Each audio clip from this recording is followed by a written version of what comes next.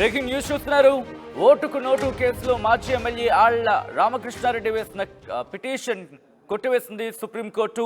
పిటిషన్ను కొట్టేసింది సుప్రీంకోర్టు ధర్మాసనం. ఓటుకు నోటు కేసులో చంద్రబాబు పాత్రపై సిబిఐతో దర్యాప్తు చేయించాలని పిటిషన్ వేశారు ఆళ్ల రామకృష్ణారెడ్డి.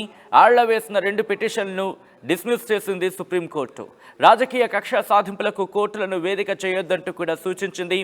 ఆళ్ల రామకృష్ణారెడ్డిని ఈ సందర్భంగా మందలించారు జస్టిస్ సుందరేష్. హైకోర్టు ఇచ్చిన తీర్పుని సమర్థించింది సుప్రీంకోర్టు. ఇదే అంశానికి సంబంధించి అప్డేట్స్ అందించేందుకు మా ప్రతినిధి రామకృష్ణ ఫోన్ లైన్లో జాయిన్ అవుతున్నారు. రామకృష్ణ, ఇంకా ఎటువంటి స్టేట్మెంట్స్ ఇచ్చింది సుప్రీంకోర్టు? ఈ నేపథ్యంలో ఆళ్ల రామకృష్ణారెడ్డి నెక్స్ట్ స్టెప్ ఏంటంటూ కూడా న్యాయవాదులు చెప్తున్నారు అక్కడ.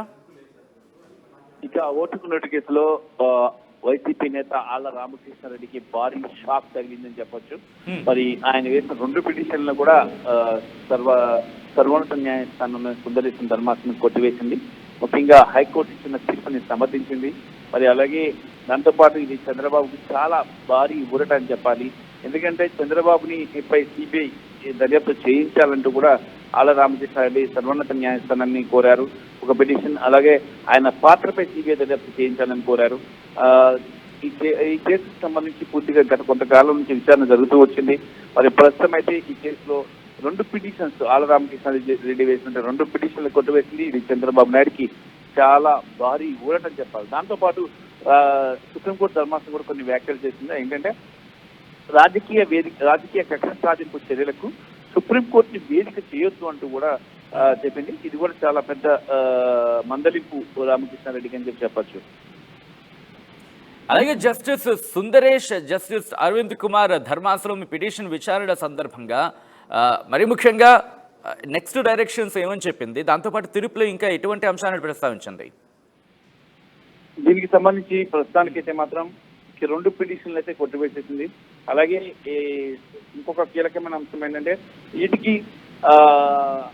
దీనికి అంటే ఇలా రాజకీయ కక్ష సాధింపులకు వాటికి కోర్టులను వేదిక చేసుకోవద్దని చెప్పేసి స్ట్రాంగ్ గా వార్నింగ్ ఇచ్చింది రామకృష్ణారెడ్డికి. అంటే ఇది కేవలం కక్ష సాధింపు చర్యగానే భావించింది. మరి ఈ నేపథ్యంలోనే ఆళ్ల రామకృష్ణారెడ్డి పిటిషన్లు కొట్టివేయడం జరిగింది. మరి దీంతో ఇది చాలా పెద్ద షాక్ వైసీపీ నేతలకు అని చెప్పచ్చు. ఎందుకంటే చంద్రబాబు పాత్ర ఉంది ఈ ఓటుకు నోటు కేసు అని చెప్పి మొదటి నుంచి కూడా వైసీపీ అనేక విమర్శలు చేసుకుంటూ వచ్చింది.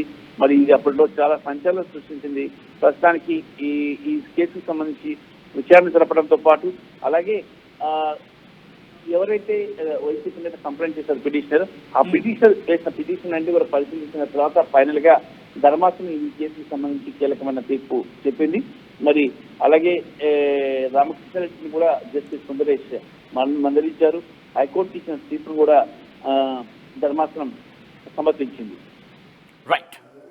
రైట్ రామకృష్ణ, సో మొత్తంగా అయితే మాత్రం అప్పట్లో ఓటుకు నోటు కేసు ఎంత సంచలనంగా మారిందో చూసాం. మరి ముఖ్యంగా అటు చంద్రబాబు నాయుడు, ఇటు రేవంత్ రెడ్డి వీళ్ళిద్దరి పేర్లు కూడా చాలా ప్రముఖంగా వినిపించిన సందర్భం. ఈ నేపథ్యంలో ఇప్పుడు ఇదే అంశానికి సంబంధించి ఇదే కేసుకు సంబంధించి ఓటుకు నోటు కేసులో మాజీ ఎమ్మెల్యే ఆళ్ల రామకృష్ణారెడ్డి వేసిన పిటిషన్ కొట్టేసింది సుప్రీంకోర్టు.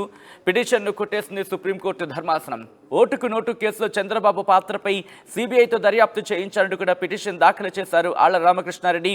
మరి ముఖ్యంగా ఆ టైంలో చంద్రబాబు ఫోన్లో మాట్లాడుతూ రెడ్ హ్యాండెడ్గా దొరికిపోయారంటూ కూడా ఈ అంశాన్ని కూడా ప్రస్తావించిన సందర్భాన్ని చూసాం. ఫోన్ కాల్ రికార్డ్స్ ఉన్నాయి. దాంతోపాటు ఎమ్మెల్సీ ఎన్నికల్లో టీడీపీకి సంబంధించి ఓటేస్తే ఇంత, లేక గైర్హాజరైతే ఇంత అంటూ ఇటువంటి డిస్కషన్స్ ఇన్ఫాక్ట్ ఆయన తెర మీద తీసుకొచ్చిన సందర్భాన్ని చూసాం. సో ఇప్పుడు ఈ అంశానికి సంబంధించి ఇప్పుడు ఇదే అంశానికి సంబంధించి కోర్టు డిస్మిస్ చేసింది. ఆళ్ల వేసిన 2 పిటిషన్స్ని కూడా డిస్మిస్ చేసింది సుప్రీంకోర్టు. రాజకీయ కక్ష సాధింపులకు